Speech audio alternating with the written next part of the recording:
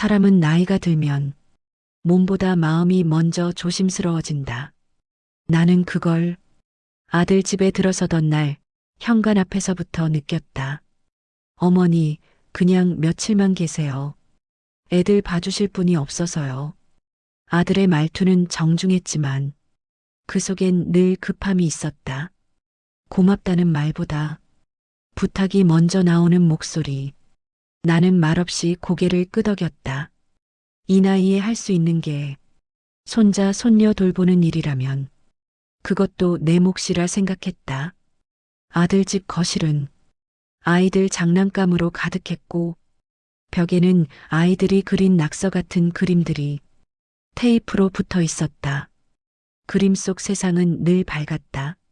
웃는 얼굴, 하늘색, 노란 태양. 하지만 어른들의 공기는 그렇지 않았다. 며느리는 늘 바빴고 아들은 늘 피곤해 보였다. 말은 오갔지만 대화는 없었다. 나는 부엌에서 조용히 국을 끓이고 아이들 밥을 챙겼다. 할머니, 할머니, 이거 봐요. 손자, 손녀는 나를 잘 따랐다. 아이들은 어른의 마음을 말보다 먼저 느끼니까 그날도 평소와 다르지 않았다. 아이들 등원 준비를 시키고 집을 정리하고 점심을 먹고 아이들이 낮잠을 자는 동안 나는 소파에 앉아 창밖을 바라보고 있었다. 그때였다. 사각, 사각, 비닐이 스치는 소리. 고개를 돌리니 손자와 손녀가 작은 봉지를 하나 들고 나를 바라보고 있었다. 할머니, 이게 뭐예요? 아이들의 얼굴은 호기심으로 가득했다. 그저 새로운 장난감을 발견한 아이들처럼 나는 그 봉지를 한참 동안 바라봤다. 검은 비닐봉지, 아이 손에 어울리지 않는 무게감, 그리고 그 안에서 희미하게 풍기는 익숙하지만 절대 익숙해져서는 안 될 냄새. 나는 그 순간 숨이 멎는 줄 알았다. 손이 떨렸다. 하지만 아이들 앞에서 그럴 수는 없었다. 그거 어디서 가져왔니? 아이들은 아무렇지 않게 말했다. 아빠 방에서요. 책상 서랍에 있었어요. 그 말 한마디가 내 귀를 때렸다. 아들 방, 서랍, 아이들 손에 들린 봉지. 나는 봉지를 조심스럽게 받아 아이들 눈에서 멀어지게 탁자 위에 올려두었다. 얘들아, 할머니랑 약속하자. 이건 절대 만지면 안 되는 거야. 아이들은 고개를 끄덕였다. 그게 무엇인지 몰라도 할머니 목소리가 달라졌다는 건 느낌 모양이었다. 아이들을 방으로 보내고 문을 닫았다. 그제야 나는 봉지를 열었다. 그리고 그 안을 본 순간 내 인생에서 가장 길었던 침묵이 시작됐다. 호흡. 나는 평생 농사 짓고 아이 키우고 남편 보내고 그렇게 살아온 사람이다. 불법이 무엇인지 법 조항까지는 몰라도 이게 평범한 물건이 아니라는 것만은 본능처럼 알 수 있었다. 머리가 아니라 가슴이 먼저 말했다. 이건 아이들 곁에 있어선 안 된다. 이건 덮어둘 일이 아니다. 내가 만약 아무 말도 하지 않는다면 이 아이들은 어른들의 선택 때문에 다른 길로 갈 수도 있었다. 나는 봉지를 다시 묶었다. 손이 떨려 매듭이 몇 번이나 풀렸다. 그때 아들 얼굴이 떠올랐다. 어릴 적 내 손 잡고 학교 가던 아들. 엄마, 나 경찰 될까? 그렇게 말하던 아이. 나는 소파에 앉아 한참을 울었다. 그리고 결정했다. 누군가는 어른이어야 했다. 나는 휴대전화를 들었다. 번호를 누르기까지 몇 번이나 멈췄다. 하지만 아이들 웃음소리가 방 안에서 들려오는 순간 나는 더 이상 망설이지 않았다. 여기는 동인데요. 목소리가 갈라졌다. 그래도 말했다. 아이들이 있는 집에서 위험한 물건을 발견했습니다. 그날 나는 아들이 아니라 아이들의 편을 택했다. 그리고 그 선택이 이 가족의 인생을 완전히 바꿔놓게 될 줄은 그때는 몰랐다. 현관 초인종 소리는 생각보다 작았다. 하지만 그 소리는 내 귀가 아니라 가슴을 울렸다. 띵동. 나는 아이들 방문 앞에 서서 잠시 손을 얹었다. 아이들은 바닥에 앉아 블록을 쌓고 있었다. 할머니, 무슨 소리예요? 아무것도 아니야. 할머니가 잠깐 이야기 좀 하고 올게. 아이들 눈을 마주보고 천천히 문을 닫았다. 그 문 하나가 그날 이후 아이들의 세상과 어른들의 세상을 나누게 될 줄은 그때는 몰랐다. 문을 여니 경찰 두 분이 서 있었다. 젊은 경찰, 그리고 조금 나이가 있는 경찰. 그들은 집안을 훑어보며 조심스럽게 말했다. 신고하신 분 맞으시죠? 나는 고개를 끄덕였다. 아이들이 있는 집입니다. 조용히 진행해 주셨으면 합니다. 그 말은 부탁이 아니라 부모의 말이었다. 경찰은 아들 방으로 들어갔다. 서랍을 열고 봉지를 확인했다. 그 순간 집안의 공기가 완전히 달라졌다. 숨을 쉬는 소리조차 들리지 않았다. 이건 젊은 경찰이 말을 멈췄다. 나이 든 경찰이 짧게 말했다. 조사 대상입니다. 그때 현관문이 열렸다. 아들의 목소리였다. 퇴근 시간이 평소보다 빨랐던 날. 어머니, 경찰분들이 왜? 아들의 얼굴에서 피가 빠져나갔다. 나는 아무 말도 하지 않았다. 그저 아이들 방 쪽을 한 번 더 바라봤다. 어머니, 이게 무슨 일이에요? 아들의 목소리는 점점 커졌다.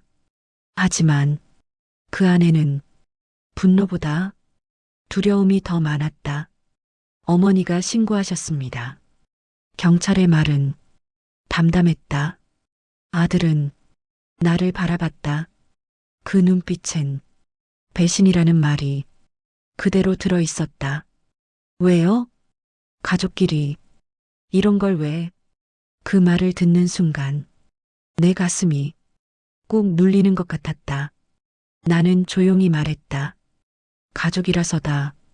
아들은 웃었다. 아니, 웃는 척을 했다. 어머니, 애들 때문에라도 이건 덮어야죠.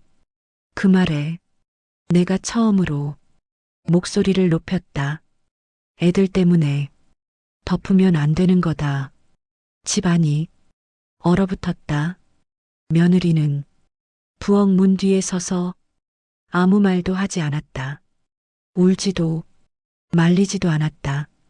그 침묵이 나를 더 아프게 했다. 경찰은 아들에게 몇 가지 질문을 했고 아들은 처음엔 부정하다가 점점 말이 줄어들었다. 아이들 방에서 웃음소리가 들렸다. 그 소리가 이 집에서 가장 정상적인 소리처럼 느껴졌다. 아들은 나를 따로 불렀다. 어머니, 잠깐만요. 베란다로 나가자. 저녁 공기가 차가웠다. 엄마는 엄마잖아요. 내 인생까지 경찰서에 넘겨야 했어요? 그 말에 나는 잠시 아들을 바라봤다. 어릴 때 열이 펄펄 끓어 밤새 업고 다니던 아이. 그 아이가 이제는 자기 아이보다 자기 인생을 먼저 말하고 있었다. 내 인생이 아니라 아이들 인생이다. 아들은 고개를 저었다. 어머니는 세상 물정을 몰라요. 이 정도는 다들 그냥. 나는 그 말을 끊었다.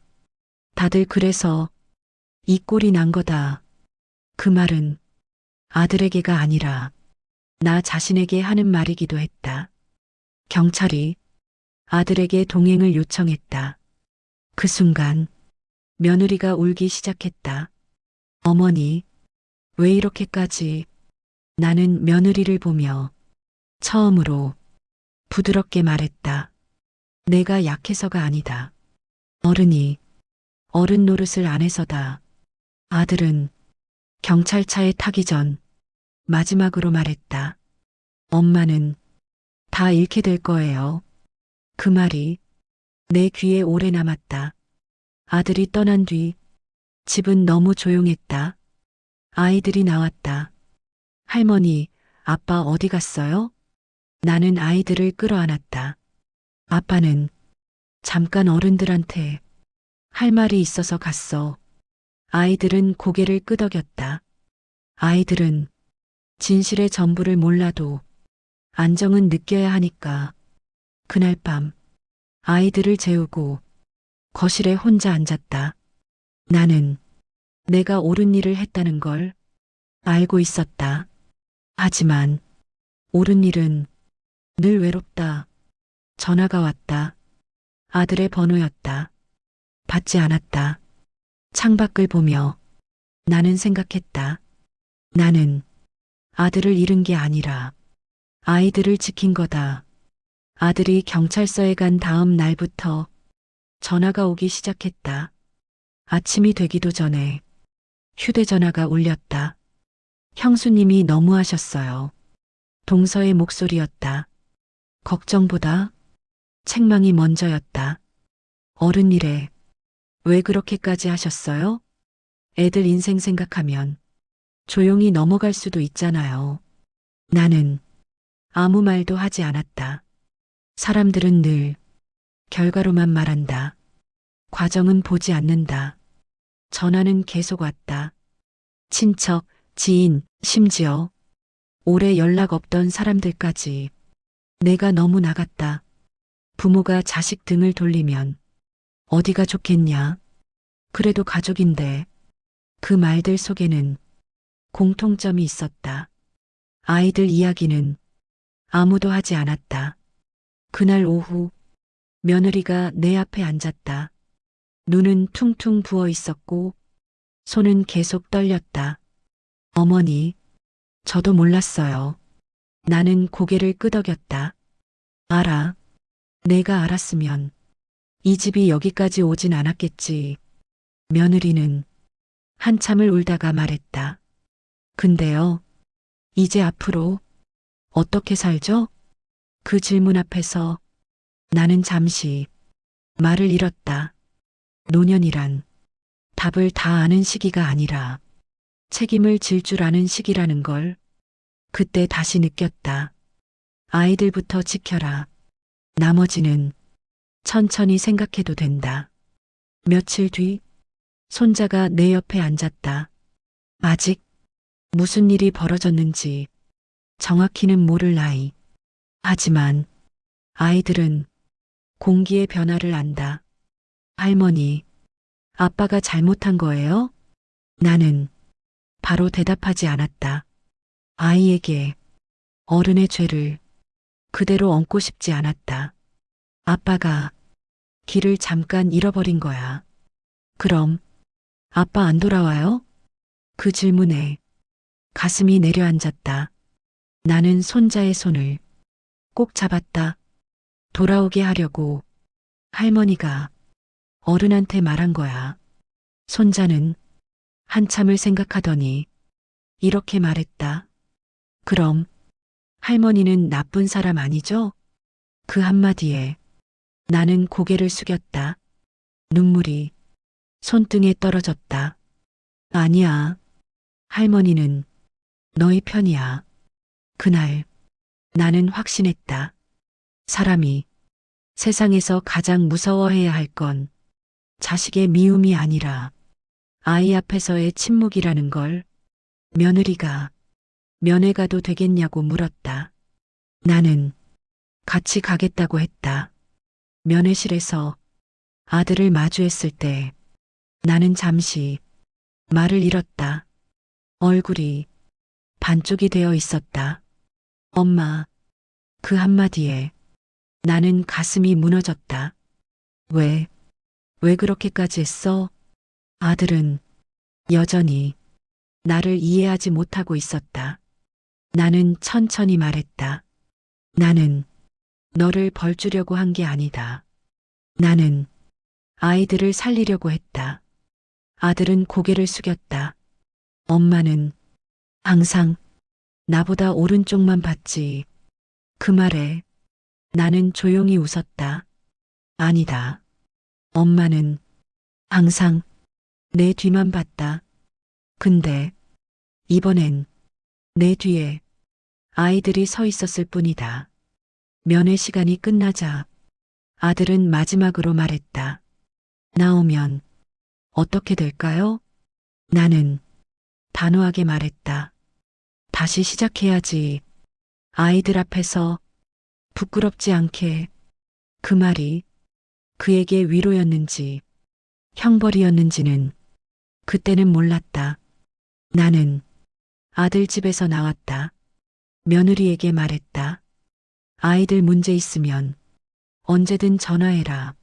하지만 내가 대신 덮어주진 않겠다. 작은 전셋집을 구했다. 햇빛이 잘 드는 낡은 집. 아침마다 라디오를 틀고 차를 끓였다. 사람들은 나를 보고 말했다. 자식이랑 인연 끄는 할머니. 하지만 나는 알고 있었다. 나는 인연을 끄는 게 아니라 책임을 이어간 것이라는 걸. 가끔 손자, 손녀가 놀러 온다. 그때마다 아이들은 나를 꼭 안는다. 할머니는 우리 편이잖아요. 그 말이면 충분했다. 사람은 나이가 들수록 편해지는 선택을 하게 된다.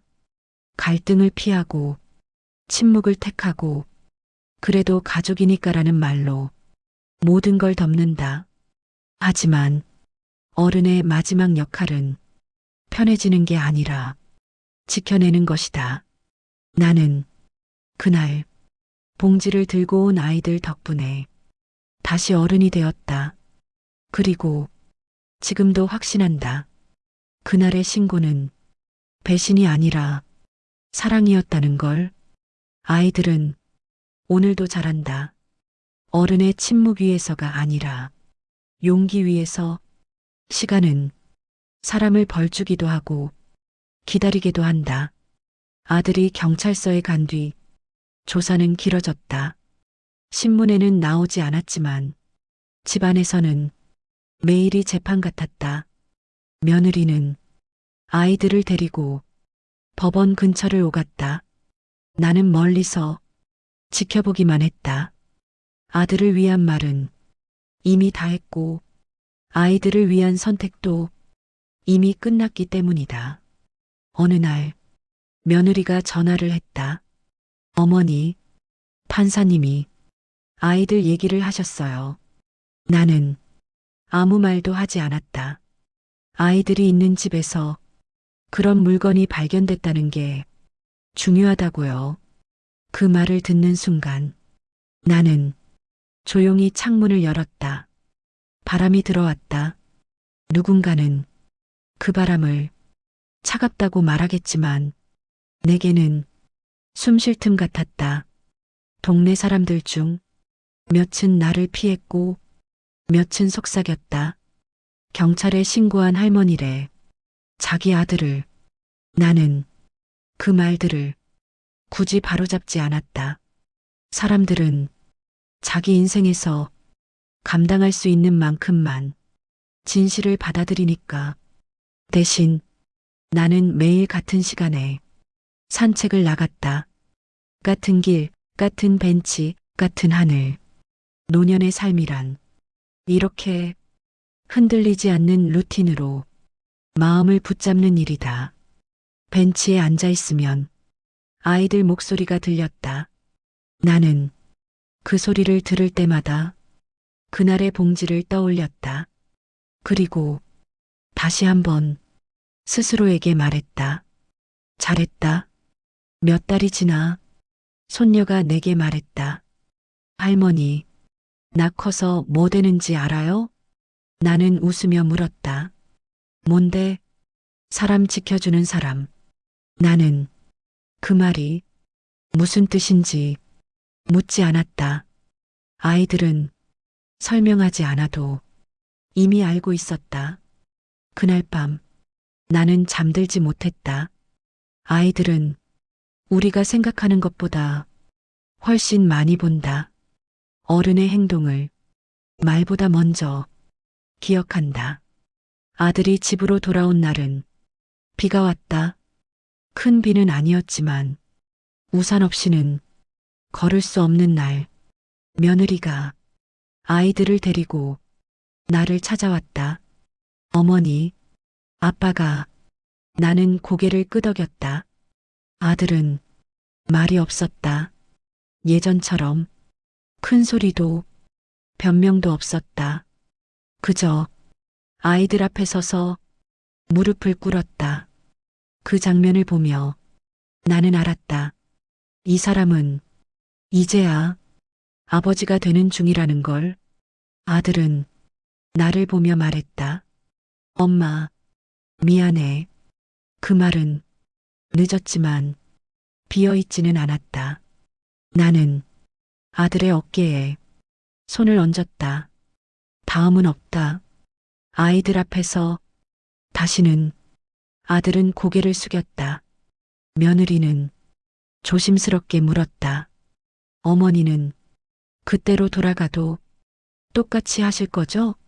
나는 조금도 망설이지 않고 대답했다. 그래. 나는 다시 그 봉지를 봐도 다시 신고할 거다. 그 말에 며느리는 울었다.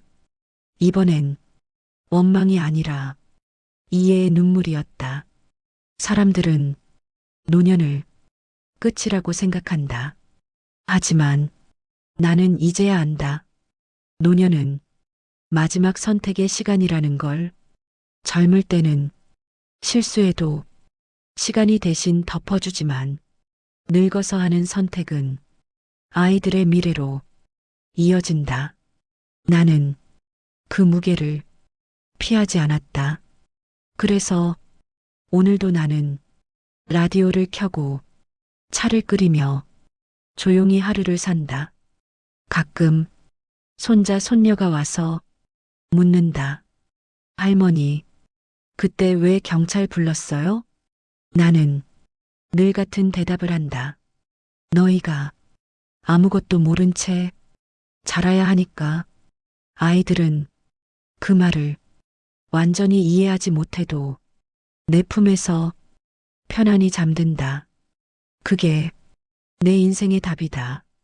어른이란 모든 걸 안다고 말하는 사람이 아니라 모든 걸 잃을 각오로 지켜내는 사람이다. 나는 아들의 미움보다 아이들의 미래를 택했다. 그리고 그 선택은 지금도 후회가 아니다. 봉지를 들고 이게 뭐예요? 묻던 아이들. 그 질문 하나가 내 인생의 방향을 바꿨다. 그날 이후 나는 할머니가 아니라 어른으로 살고 있다. 그리고 그게 노년의 가장 큰 자부심이다. 사건이 지나간 뒤 사람들은 각자의 자리로 돌아갔다. 아들은 다시 일터로 나갔고 며느리는 아이들 손을 잡고 하루를 버텼다. 나는 조용히 내 하루를 살았다. 하지만 조용하다고 해서 아무 일도 없는 건 아니었다. 노년의 시간은 밖으로 드러나지 않을 뿐 안에서는 계속 움직인다. 밤마다 나는 같은 꿈을 꿨다. 아이들이 비닐봉지를 들고 나를 부르는 꿈. 할머니, 이게 뭐예요? 그 질문은 꿈속에서도 늘 같았다. 나는 매번 같은 대답을 했다. 할머니가 처리할게. 그 말을 하고 나면 아이들은 아무 일도 없었다는 듯 뛰어갔다. 그리고 나는 잠에서 깼다. 식은땀이 났지만 마음은 이상하게도 편안했다. 어느 날 시장에 나갔다가 예전 이웃을 만났다. 그 일 말이야. 나중에 생각해 보니까 잘한 것 같더라. 그 말 한마디가 나를 오래 붙잡았다. 사람들은 시간이 지나야 진실을 말한다. 그때는 자기 입장이 먼저고 살아남는 게 먼저니까 나는 그 말에 그저 고개만 끄덕였다. 이제 와서 옳았다는 말이 필요한 나이는 아니었다. 이미 내 삶으로 답을 치렀으니까 세월은 기다려주지 않는다. 손자는 초등학생이 되었고 중학생이 되었다. 말수가 줄고 방문을 닫는 날이 많아졌다. 어느 날 손자가 나에게 물었다. 할머니, 사람이 자기 아빠를 경찰에 신고할 수도 있어요? 나는 잠시 차를 식혔다. 할머니는 아빠를 신고한 게 아니다. 그럼요. 위험을 신고한 거다. 손자는 아무 말도 하지 않았다. 하지만 며칠 뒤 그 아이가 학교에서 있었던 일을 나에게 털어놓았다. 친구가 위험한 걸 가지고 있었다고 선생님한테 말했어요. 애들이 비겁하다고 했지만 나는 그 아이를 꼭 안아주었다. 그때 알았다. 선택은 말로 가르치는 게 아니라 살아낸 모습으로 전해진다는 것을. 아들은 예전과 달라졌다. 완벽해진 건 아니었다. 사람은 한 번에 바뀌지 않는다. 하지만 아이들 앞에서 고개를 숙일 줄 알게 되었다. 화를 낼 때도 문을 닫고 나갔고 술을 마시면 아이들 얼굴을 먼저 떠올렸다. 어느 날 아들이 내게 말했다. 엄마, 그때 내 인생은 망가졌다고 생각했어. 나는 아무 말도 하지 않았다. 근데 지금 생각해보면 그때 안 멈췄으면 진짜로 망가졌을 것 같아. 그 말은 사과도 감사도 아니었다. 하지만 그걸로 충분했다. 노년의 용서는 말을 요구하지 않는다. 변화를 본다. 손녀는 고등학생이 되었다. 어느 날 나에게 말했다. 할머니, 친구가 집에서 힘든 일을 겪고 있어요. 나는 그 아이를 보며 조용히 물었다. 너는 어떻게 하고 싶니? 손녀는 잠시 망설이다가 대답했다. 어른한테 말하려고요. 그 순간 나는 아무 말도 하지 못했다. 그날의 봉지, 그날의 질문, 그날의 신고, 모든 것이 이 한 문장으로 이어지는 것 같았다. 늙는다는 건 힘이 빠지는 게 아니다. 책임이 남는 것이다. 나는 몸은 느려졌지만 판단은 더 빨라졌다. 무엇을 덮고 무엇을 꺼내야 하는지 이제는 안다. 젊었을 때는 사랑 때문에 눈을 감았다. 지금은 사랑 때문에 눈을 뜬다. 아주 오랜만에 손자 손녀가 함께 나에게 물었다. 할머니, 그때 무서웠어요? 나는 솔직하게 말했다. 무서웠지. 그래도 왜 했어요? 나는 아이들을 번갈아 보며 천천히 말했다. 할머니가 무서운 걸 피하면 너희가 더 무서운 걸 만날까봐. 아이들은 말없이 고개를 끄덕였다. 그 침묵 속에서 나는 내 인생의 모든 선택이 정리되는 느낌을 받았다. 밤이 깊어 라디오 소리만 남았을 때 나는 혼잣말처럼 중얼거렸다. 나는 훌륭한 엄마는 아니었을지도 모른다. 하지만 잠시 후 이렇게 덧붙였다. 그래도 도망치지는 않았다. 노년의 자존심은 여기에 있다. 완벽하지 않아도 도망치지 않은 살. 이 이야기는 끝나지 않는다. 아이들이 자라는 한 선택은 계속 이어진다. 누군가는 또 다른 봉지를 들고 어른에게 물을 것이다. 이게 뭐예요? 그때 어른이 무슨 선택을 하느냐가 그 아이의 인생을 정한다. 나는 그 질문 앞에서 침묵하지 않았다. 그래서 오늘도 조용히 말할 수 있다. 그날의 신고는 내 인생에서 가장 늦었지만 가장 어른다운 선택이었다고.